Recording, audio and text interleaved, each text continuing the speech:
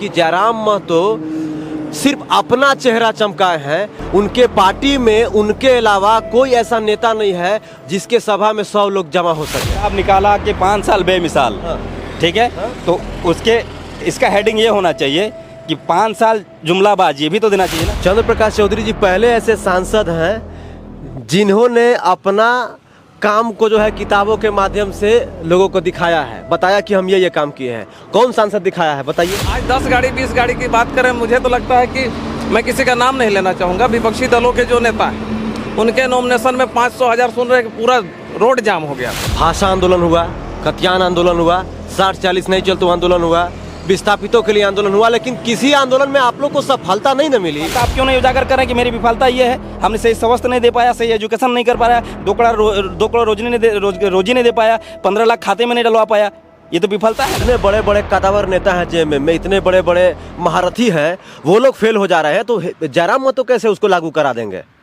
देखिए, खतियान लागू होगा तो संविधान के तरीके से होगा, तो फिर वो लोग बेवकूफ़ लोग हैं जो जेएमएम में। हमको नहीं लगता कि गिरिडीह की जनता 5 साल तक मोदी को कोई देखा होगा लाइव, मगर ये जयराम का बदौलत है कि गिरिडीह की जनता को मोदी जी लाइव आके कहना पड़ा कि मेरे जो गठबंधन में इस प्रत्याशी को वोट दो, और आप देश के प्रधानमंत्री भी आप ही हैं और गिरिडीह के सांसद आप ही। आगामी लोकसभा चुनाव को लेकर झारखंड के सियासी महकमे में उथल पुथल जारी है। जैसा कि आप सभी जानते हैं कि झारखंड में 14 लोकसभा सीट है, लेकिन एक लोकसभा सीट सबसे ज़्यादा हॉट बना हुआ है। मैं बात कर रहा हूं गिरिडीह सीट की। गिरिडीह संसदीय क्षेत्र आखिर चर्चा के विषय में क्यों बना हुआ है? ऐसा क्या कारण है कि तमाम मीडिया बंधुओं की नज़र गिरिडीह सीट पर है, तमाम राजनीतिक विशेषज्ञों की नज़र जो है गिरिडीह सीट पर है, तमाम झारखंड के जनता की जो नज़र है वो भी गिरिडीह सीट पर है। तो इन्हीं विषयों को लेकर चर्चा करने के लिए आज हमारे साथ 2 मेहमान मौजूद हैं। बबलू अंसारी जी हैं, जेबीकेएसएस के केंद्रीय संगठन मंत्री, और धनंजय स्वर्णकार जी हैं, जेबीकेएसएस के समर्थक हैं, और एक और समर्थक बैठे हैं जेबीकेएसएस के। तो आज बबलू जी से और धनंजय जी से हम ये जानने का प्रयास करेंगे कि आखिर गिरिडीह संसदीय क्षेत्र में मुकाबला जो त्रिकोणीय हुआ है, हालांकि तीनों पार्टी के प्रत्याशी अपने दावेदारी पेश कर रहे हैं, लेकिन जीतेगा तो कोई एक ही, तीनों तो नहीं जीत सकते हैं। तो आखिर अब जैसे हम संजय जी से बात करेंगे, बबलू जी से बात करेंगे, तो ये लोग तो कहेंगे कि जेबीकेएस के जो प्रत्याशी हैं जयराम महतो वही जीतेंगे, लेकिन जीतेंगे कैसे, किस मुद्दा पे चुनाव लड़ रहे हैं, वो मुद्दा क्या है, इन तमाम चीज़ों पर हम बातचीत करेंगे आज। तो आप तमाम लोगों को मेरा जोहार और नमस्कार।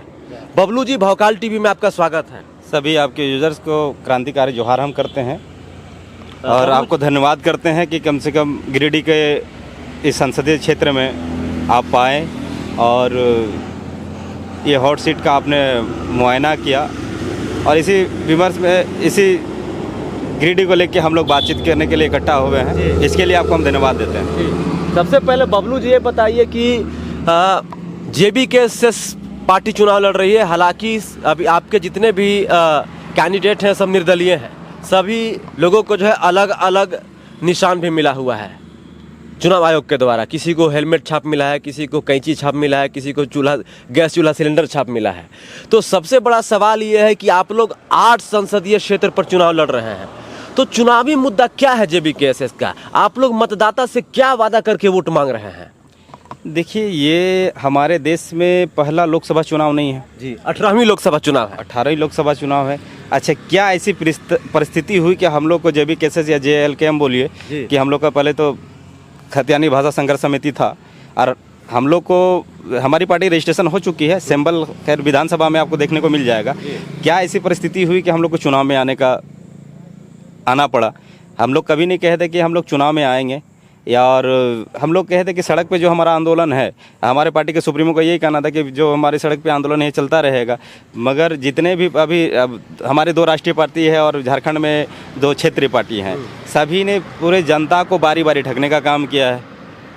इसीलिए हम लोग को झारखंड को एक अलग पहचान देने के लिए हमारे जितने भी संगठन के जितने भी कार्यकर्ता हैं, वरीय पदाधिकारी है, एक निर्णय लिया गया कि नहीं, झारखंड को अगर असलियत में झारखंडी को और झारखंड का रूप देना होगा या इनको ऊंचाई तक लेके जाना होगा, तो हम लोग को सबसे निस्संदेह लोकसभा में भी और विधानसभा में हमारी भागीदारी जब तक नहीं होगी तब तक हम झारखंड को परिवर्तन नहीं कर सकते। यही सोच के साथ हम लोग आए हैं। तो लेकिन चुनावी मुद्दा क्या है? हाँ, बिल्कुल सही बात है। चुनावी मुद्दा हमारे पास, देखिए हमारे यहाँ सबसे बड़ा प्लान का मुद्दा होता है, रोजगार का मुद्दा होता है, एक एक करके बात करेंगे। प्लान का मुद्दा इस होता है हमारे यहाँ, और बहुत सारे बंधु हमारे यहाँ से जाते हैं बेंगलोर हैदराबाद और प्लान करने में जाते हैं। रोजगार कितना के लिए, 10-15 हज़ार के लिए उनकी लाश हमारे यहाँ आती है। ये तो खैर झारखंड के लिए विडम्बना की बात है, मगर हमारे यहाँ रोजगार का मुद्दा नहीं होना चाहिए था। हमारे यहाँ इसी गिरिडीह में आप देखिए किसी चीज़ की कमी नहीं। सेल हमारी ही इसी में लोकसभा में है, कोयला इसी लोकसभा में है, एशिया की सबसे बड़ी बारूद फैक्ट्री इसी लोकसभा में है। तो यहाँ रोजगार मुद्दा नहीं है, यहाँ लीडरशिप की कमी है सर। जिस दिन अगर टाइगर जयराम महतो जैसा 4 सांसद अगर झारखंड में पैदा हो जाए ना, तो यहीं पे रोजगार ऑटोमेटिक विस्थापित हो जाएगा और जाने का कहीं जरूरत नहीं पड़ेगा। सबसे बड़ा सवाल ये है कि आप लोग तो बहुत ही मुखरता के साथ एकदम कॉन्फिडेंट के साथ जो है कह रहे हैं कि हम लोग पलायन को रोकेंगे, यहीं पे रोजगार देंगे, लेकिन प्लानिंग क्या है, कैसे एग्जीक्यूट कीजिएगा, ये हमारे दर्शकों को बताइए। वही बात बता रहे हैं सर, जैसे अभी प्लान हमारे यहाँ सेल है सर, लोकेलिटी कितना % काम कर रहा है, ये सभी को। हेमंत सोरेन की जो सरकार है वो तो बोले है ना कि जो 75% लोगों को आपको नौकरी। अभी भी हम आपको चलिए सेल, अभी अगर सर्वे कीजिए, अगर 75% यहाँ का विस्थापित को काम मिल रहा है, यहाँ 75% नहीं, विस्थापित ओनली फॉर 5% भी नहीं करता होगा बोकारो का, बाकी 95% यहाँ बाहर के आके रोजगार करते हैं। और यहाँ कितने पे करते हैं सेल, मोटा मोटी सबको 15 से 20 हज़ार रुपये सैलरी दे रहा है। और हमारे झारखंडी भाई अगर वहाँ से बॉडी आती है जो बाहर बेंगलोर और हैदराबाद काम करने के लिए जाते हैं, कितने में जाते हैं, 10 और 15 हज़ार के लिए जाते हैं। अगर उसी चीज़ को अगर हम यहाँ का, अगर हेमंत जी सही चीज़ को उसको लागू कर देते तो हम लोग को चुनाव में आने का कोई दिक्कत नहीं था। हमने स्टार्टिंग में कह दिया कि अगर झारखंड को, अगर झारखंडियों को पहचान दिलाना होगा तो हम लोग को राजनीतिक में आना होगा। इन लोग सिर्फ जनता को जितना भी आश्वासन दिए हैं, धरातल पे 75% कहीं नहीं है। आप मालूम कर लीजिए, आप लोग तो हमसे ज़्यादा जानकारी रखेंगे। आप लोग जाइए, इसको पूछिए झारखंड जेएमएम के सुप्रीमो से कि आपने वास्तविकता यहाँ के झारखंडियों के साथ ईमानदारी से काम किया। 75% यहाँ सब जगह नियुक्ति हुई है। एक चीज़ और आप लोग बार बार बोलते हैं, हेमंत जयराम महतो की बात करेंगे तो भाषा आंदोलन के उपज है वो। उसके बाद खतियान आंदोलन शुरू कर दिए, उसके बाद 60-40 नहीं चलते आंदोलन शुरू हो गया, उसके बाद विस्थापन को लेकर आंदोलन शुरू हो गया, अब पलायन को लेकर आंदोलन शुरू हो गया। तो खतियान कैसे अप्लाई होगा, कैसे लागू होगा झारखंड में? इतने बड़े बड़े कदावर नेता हैं जेएमएम में, इतने बड़े बड़े महारथी हैं, वो लोग फेल हो जा रहे हैं, तो जयराम महतो कैसे उसको लागू करा देंगे? देखिए, खतियान लागू होगा तो संविधान के तरीके से होगा। तो फिर वो लोग बेवकूफ़ लोग हैं जो जेएमएम में है सर। आप एक बताते हैं, एक सर्वे जिसपे परसेंटेज होता है कि इतना परसेंटेज में यहाँ की डोमिसाइल लागू होगी।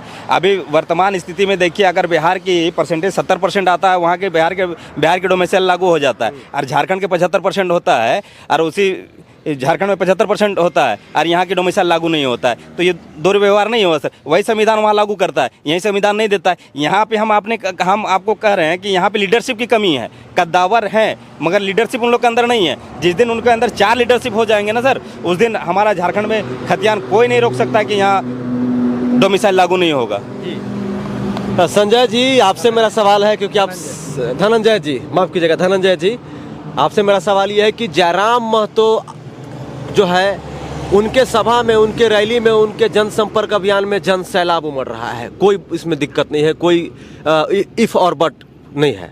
लेकिन सबसे बड़ा सवाल ये है कि जयराम महतो के ऊपर एक आरोप लग रहा है। ऐसे तो आरोप हज़ारों लग रहे हैं और नेता के ऊपर आरोप लगते ही लगते हैं, तो इसमें बुरा मानने वाली भी बात नहीं है। लेकिन सबसे बड़ा सवाल ये है कि कुछ लोगों का ये कहना है कि जयराम महतो सिर्फ अपना चेहरा चमकाए हैं, उनके पार्टी में उनके अलावा कोई ऐसा नेता नहीं है जिसके सभा में 100 लोग जमा हो सके, जिसके जनसंपर्क अभियान में 100 लोग जमा हो सके। जैसे कि 8 संसदीय क्षेत्र में जेबीकेएस पार्टी के लोग चुनाव लड़ रहे हैं, तो संजय मेहता हजारीबाग से हैं, कोडरमा से मनोज यादव हैं, आपके रांची से देवेंद्र नाथ महतो हैं जो कि जेल में हैं। तो सबसे बड़ा सवाल ये है कि जयराम महतो कहाँ कहाँ जा सकते हैं। अगर वही जयराम महतो, जैसे अब हम लोग कसमार एरिया में बैठे हुए हैं, भाषा आंदोलन में, खतियान आंदोलन में जब सभा करने आते थे, आंदोलन करने आते थे, तो उस समय चेहरा क्यों नहीं खड़ा किए, क्षेत्रीय चेहरा को इस साइड के, मतलब उस जैसे कसमार के कसमार से एक चेहरा को सामने लाना चाहिए था, खड़ा करना चाहिए था, ताकि जी अभी जो चुनाव में दिक्कत हो रही है वो नहीं होती। इस पे क्या कहना चाहिएगा? सबसे पहले तो आपको मैं धन्यवाद देता हूं और आपके सभी व्यूअर्स को नमस्कार जोहार करता हूं। और आपका सवाल बहुत ही अच्छा है जी।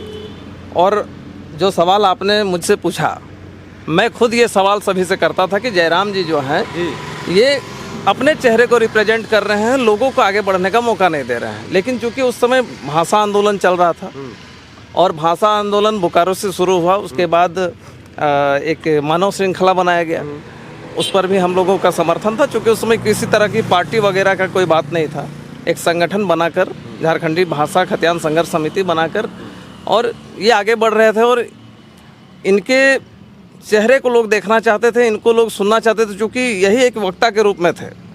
और हम लोग भी ये हमेशा कयास लगाते थे, हमेशा आरोप लगाते थे कि जयराम जी कहीं जाते हैं तो वो अपने आप को रिप्रेजेंट करते हैं, किसी को जगह नहीं देते। लेकिन उस समय ये पार्टी जैसी या चुनाव लड़ने जैसी कोई स्थिति नहीं थी और ना ही उस तरह का कोई बात सामने आ रहा था।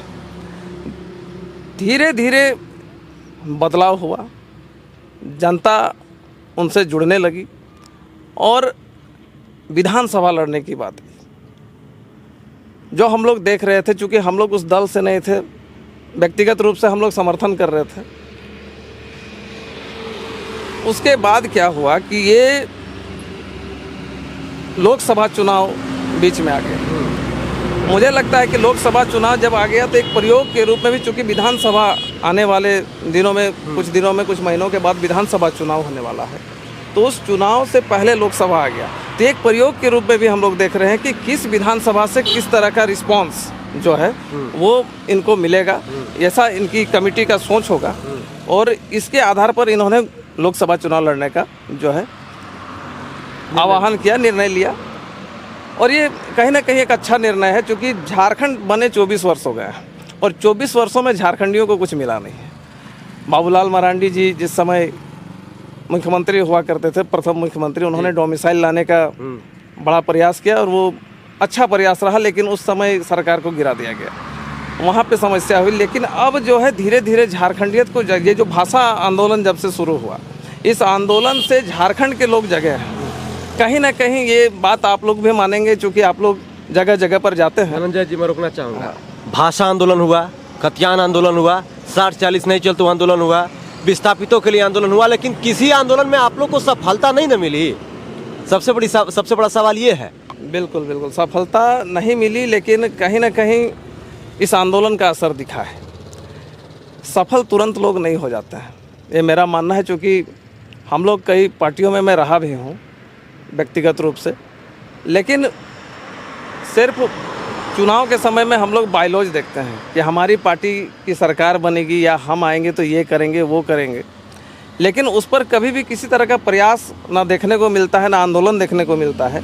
आज हमको लगता है झारखंड बने 24 वर्ष होने के बाद इस तरह का कुछ माहौल झारखंड में बना है कि इस तरह के आंदोलन को लोग देख रहे हैं और इस आंदोलन से झारखंड में मुझे लगता है कि जो झारखंडी हैं, जो झारखंडियत को मानते हैं या जिन्होंने झारखंडियत को एक्सेप्ट कर लिया है, जिनका डबल आइडेंटिटी नहीं है, वो झारखंड के हैं, वो लोग इनको मान रहे हैं और इनके जो विचारधारा है, इनके विचारधारा को मानते हुए इनको सहयोग और साथ देने का काम कर रहे हैं। यहाँ पे एक जी बोलिए।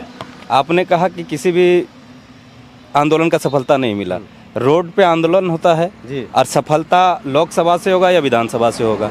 अब मौजूदा सरकार को इस पे सोचना चाहिए था कि अगर झारखंड के आवाम अगर झारखंड के लिए कुछ मांग रहा है तो यहाँ माने हेमंत सोरेन जी को सोचना चाहिए था।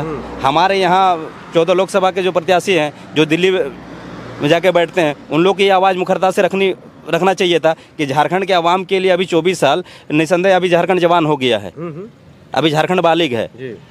अब झारखंड में ऐसा स्थिति है अपने निर्णय लेने के समक्ष में कगार पे है। तो ये चीज़ 14 के आज देखिए, एक बात है सर, आज अभी के मौजूदा हालात पे हम जिस लोकसभा की चर्चा कर रहे हैं गिरिडीह पे, ठीक है, अगर ये एक लड़का टाइगर जयराम महतो अगर पूरी दोनों नेशनल पार्टियों को, राष्ट्र पार्टी 2 हैं, दोनों को अगर हिला के रख दिया है, और हमको नहीं लगता कि गिरिडीह की जनता 5 साल तक मोदी को कोई देखा होगा लाइव, मगर ये जयराम का बदौलत है कि गिरिडीह की जनता को मोदी जी लाइव आके कहना पड़ा कि मेरे जो गठबंधन में इस प्रत्याशी को वोट दो, और आप देश के प्रधानमंत्री भी आप ही हैं और गिरिडीह के सांसद आप ही हैं, जनता से आपको ये कहने पे मजबूर क्यों हो गए? आपने बोल्डनेस के साथ अपने सांसद को इंट्रोडक्शन नहीं करा पाए कि हमारे गिरिडीह के जो सांसद है इतना काम कराया है। तो आपने सीधे जनता से संवाद क्या करते हैं कि यहाँ का मैं भी सांसद हूँ और आपके भी प्रधानमंत्री मैं ही हूँ।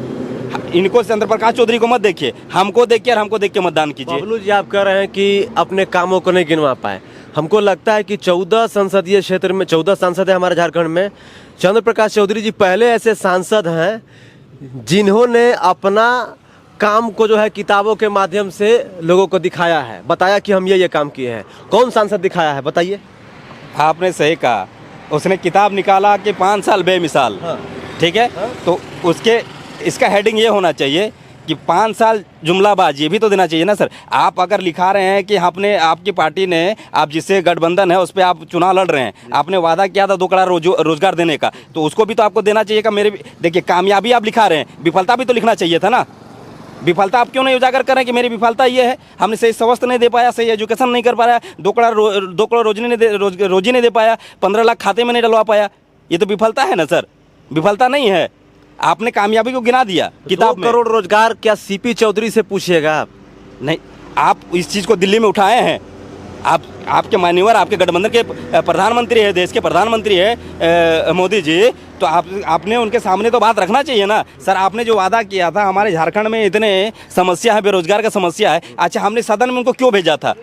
मौन व्रत करने के लिए, सदन पे यहाँ की आवाज़ उठाने के लिए भेजा था ना, कि हमारे मूल जो भी समस्या है उसको अवगत कराइएगा आप जाके दिल्ली में, और उस मंदिर में जाके दहाड़िएगा जिस मंदिर में बोलने का। अच्छा, हम सड़क पे अभी कितना भी मांग कर लें तो उचित है कि सड़क से हमको मिल जाएगा? मांग को पूरा करने के लिए हमको उसी मंदिर पे जाना होगा। तो वहाँ अगर आपके गिरिडीह के जनता ने भेजा है तो यहाँ के समस्या को तो आप अवगत करवाइएगा ना। जी जी बिल्कुल। तो बबलू जी, ये बताइए कि आप गिरिडीह पे हम लोग आगे बात करते करते भाषा आंदोलन में बहुत सारे चेहरे आए। एक चेहरा है भाषा आंदोलन में विकास महतो, जयराम महतो के साथी भी रह चुके हैं भाषा आंदोलन में, नाम सुने होंगे आप लोग बेहतर। उनका हम लोगों ने इंटरव्यू किया, आरोपों की झड़ी लगा दिए। वो बोले कि जयराम महतो कहते हैं कि हम 75% अपना जो है जो सांसद बनेंगे तो हम जो मेरा वेतन होगा मैं डोनेट कर दूंगा।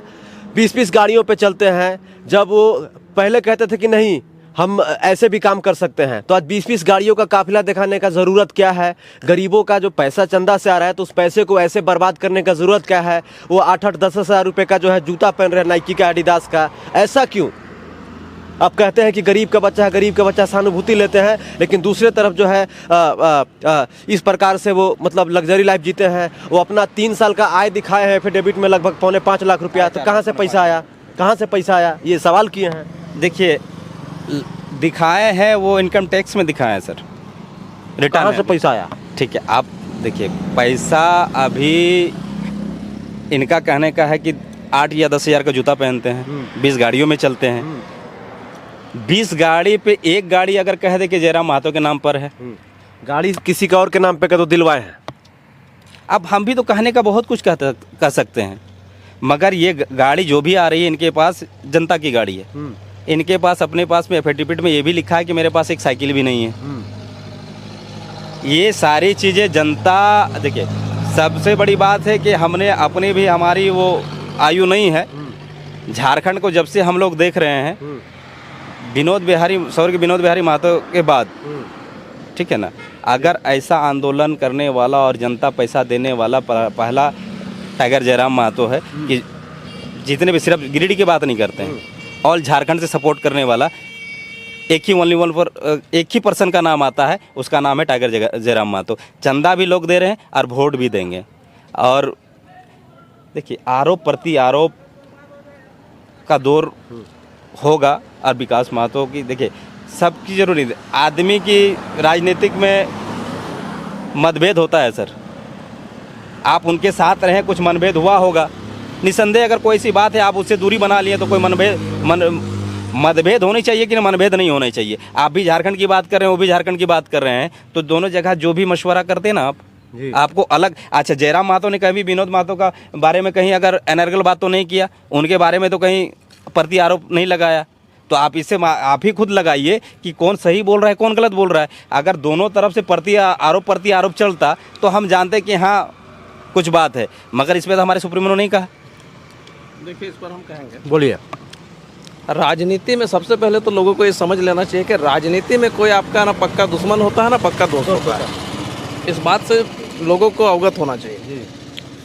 क्योंकि कल तक संगठन था और एक आंदोलन, उस संगठन के नाम से आंदोलन चल रहा था, लेकिन अब उसको पार्टी का रूप दिया जा रहा है और कहा गया है कि जब आप बिल्कुल स्वच्छ छवि के हैं, आपके अंदर कोई दाग नहीं है, लेकिन जिस दिन आप एक मुखिया का भी चुनाव लड़ लीजिएगा ना, आपके 50 दुश्मन हो जाएंगे और आरोप प्रत्यारोप का दौर जो है वो शुरू हो जाएगा।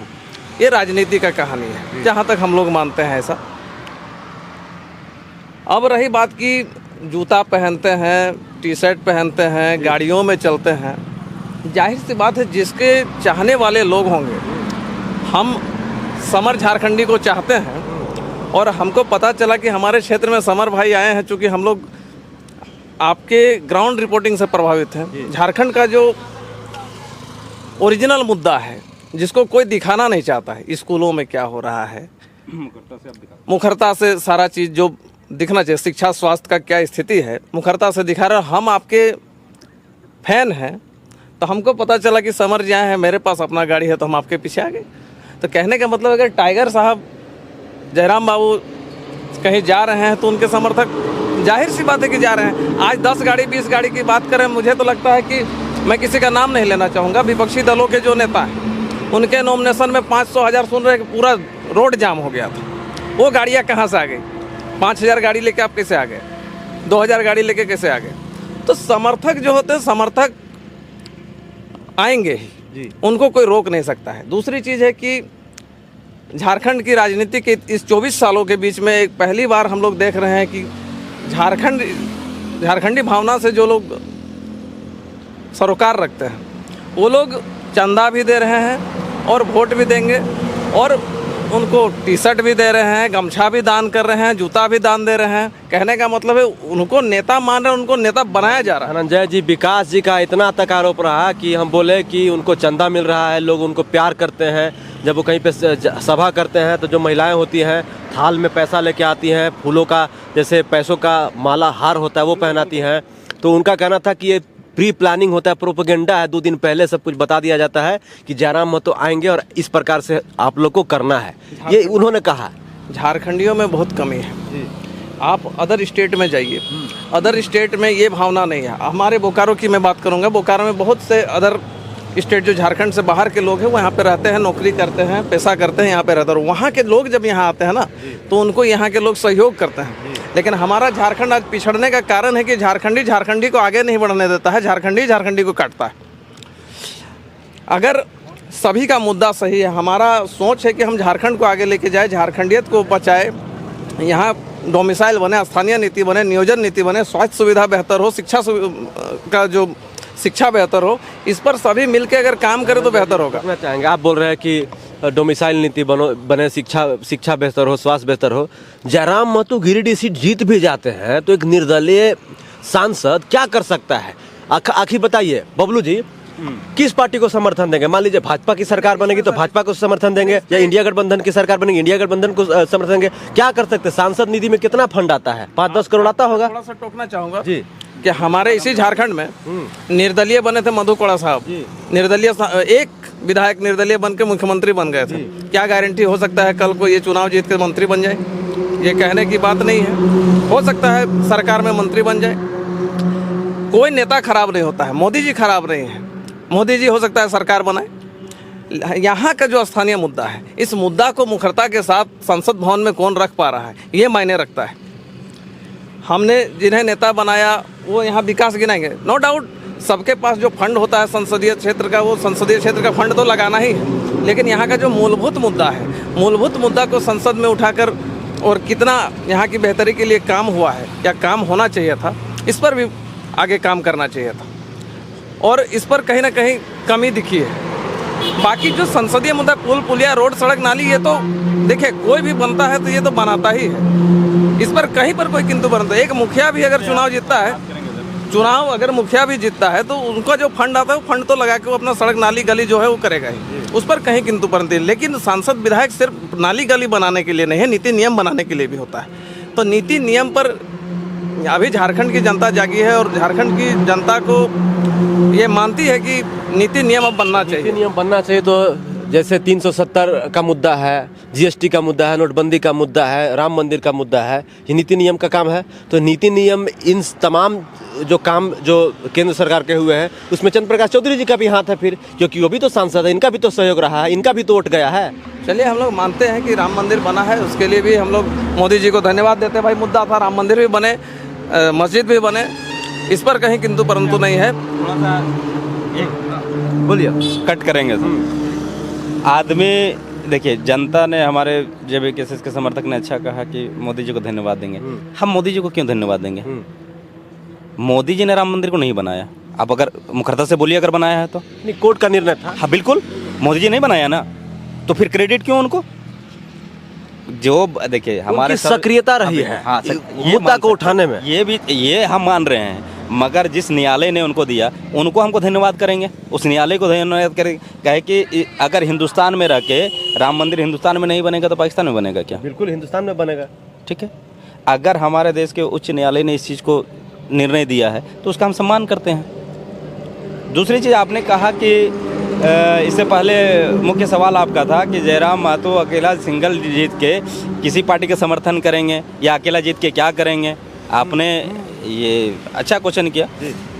एक बात बताते हैं, अभी सवाल का जवाब हम तुरंत देते हैं। अभी जयराम महतो चुनाव किसी दल से लड़ रहे हैं, इंडिपेंडेंट लड़ रहे हैं तो इंडिपेंडेंट रहेंगे, जिसपे कहे कि वहाँ सिर्फ झारखंड की बात नहीं होगी, पूरी भारत की बात होगी। उस मंदिर में सिर्फ एक राज्य की बात नहीं होती है।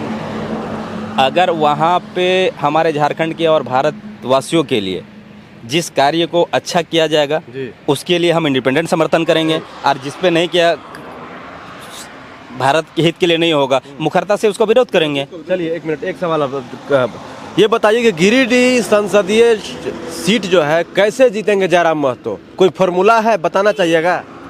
नहीं, फार्मूला हमारे पास एक ही फार्मूला है, हमारे पास जनता ही फार्मूला है। और इस माध्यम से आपको क्या देना चाहते हैं? जीत के हम करीब हैं, जीत के हम करीब हैं। सिर्फ 25 तारीख को जनता उसका आशीर्वाद रूपी टाइगर जयराम दा को देंगे और 4 तारीख को निसंदेह हमारे फेवर में रिजल्ट होगा, हमारे हक में होगा, और गिरिडीह का नेक्स्ट सांसद टाइगर जयराम महतो बनने जा रहे हैं। गिरिडीह में देखिए, आपको जैसे पता है कि हमारे देश में शिक्षा की बहुत ज़्यादा कमी है, थोड़ा शिक्षा की, और झारखंड में और ज़्यादा कमी है। तो जयराम महतो का जो चुनाव चिन्ह है बड़ा कन्फ्यूजन वाला चुनाव चिन्ह है। तो जो महिलाएं हैं, जो थोड़े बुजुर्ग लोग हैं, बूढ़े लोग हैं, वो तो चुनाव चिन्ह खोजने में भुला जाएंगे जयराम महतो जी का, आधा तो वोट इधर उधर चला जाएगा, तो फिर कैसे जीतेंगे? अभी आपने कहा कि एकदम, ये भी आपका सवाल एक नंबर का है कि चुनाव चिन्ह हमारा है कि बुजुर्ग लोग। देखिए, एक चीज़ अभी आपने सुना होगा, देश के प्रधानमंत्री ने चिल्ला चिल्ला के कह रहे थे उज्ज्वला योजना, ठीक है ना? तो महिला लोग को पता है कि ये योजना क्या है। अब ये योजना उनका ठीक था, हम बताते हैं, मगर ये योजना कॉर्पोरेट घराने को दे दिया गया। हम कह रहे हैं कि अगर आप जो 400 सिलेंडर पहले था, आपने वादा किया था कि बहुत हुई महंगाई की मार अब की बार मोदी सरकार, आपने सिलेंडर घर घर में फ्री दिया। देखिए, इन लोग बिजनेस कर रहे हैं सर, और बिजनेस कैसे करते हैं हम बता रहे हैं। आपने उसी सिलेंडर का 1000 रेट कर दिया, आपने उस पैसा को 15 दिन के अंदर अगर खाते में सब्सिडी, पहले आप स्टार्टिंग में ये रखे थे 300 रुपये आप रिटर्न कर रहे थे, 300 कुछ, फिर भी आप 700 रुपये ले रहे थे। और अगर सब्सिडी आप बोलिए, आपके पास अगर कुछ धन है, आप बैंक में उसको 15 दिन के लिए रख रहे हैं, तो उसका इंटरेस्ट आपको मिल रहा है कि नहीं मिल रहा है? तो ये पैसा कॉर्पोरेट घराने को मोदी जी मदद कर रहे हैं कि नहीं कर रहे हैं? इसका हमको देश के प्रधानमंत्री सवाल तो उन्हीं से करेंगे ना कि अगर 300 रुपये आप सब्सिडी 15 से 20 दिन में आप 1 महीना में रिटर्न कर रहे थे, 1 महीना मेरा पैसा किसी के खाते में क्यों रहेगा? आप हैंड टू हैंड सब्सिडी को दे देते, क्यों नहीं दिए? जी देखिए, तो हमारे साथ बातचीत के लिए धनंजय स्वर्णकार जेबीकेएसएस के समर्थक हैं, और बबलू अंसारी जी जो कि जेबीकेएसएस के केंद्रीय संगठन मंत्री हैं, क्योंकि वीडियो काफ़ी लंबा हो गया है तो फिर हम लोग कभी बातचीत करेंगे अभी, क्योंकि 5-6 दिन बचा हुआ है, 1 सप्ताह बचा हुआ है गिरिडीह सीट पर मतदान होने में। बाकी बातचीत कैसा लगा आप हमें ज़रूर अपने कमेंट्स के माध्यम से बता सकते हैं। मुझे लगता है कि तमाम सवालों के जवाब आपको मिल गए होंगे, और जो भी हो गिरिडीह संसदीय सीट पर जो है मुकाबला बहुत ही ज़बरदस्त होने वाला है। जीत हार किसकी होगी इस पे तो अभी कुछ नहीं कहा जा सकता है। 25 मई को मतदान होगा और 4 जून को जब रिजल्ट आएगा तभी कुछ कहा जा सकता है। लेकिन मुकाबला में यहाँ पर 3 प्रत्याशी जो है एकदम टॉप लेवल पे हैं। एनडीए की ओर से चंद्र प्रकाश चौधरी जी हैं, जो कि वर्तमान समय में सांसद भी है। इंडिया गठबंधन की ओर से जो है जेएमएम टुंडी विधायक मथुरा प्रसाद महतो जी भी हैं, और निर्दलीय जेबीकेएसएस यानी कि निर्दलीय से जयराम महतो जी भी हैं। तो तीनों में मुकाबला जबरदस्त होने वाला है। जीतेगा कौन, इसके लिए हम लोग को 4 जून का इंतजार करना पड़ेगा। बाकी बातचीत कैसा लगा आप हमें कमेंट करके बताइए। जय हिंद, वंदे मातरम, जोहार झारखंड, शुक्रिया।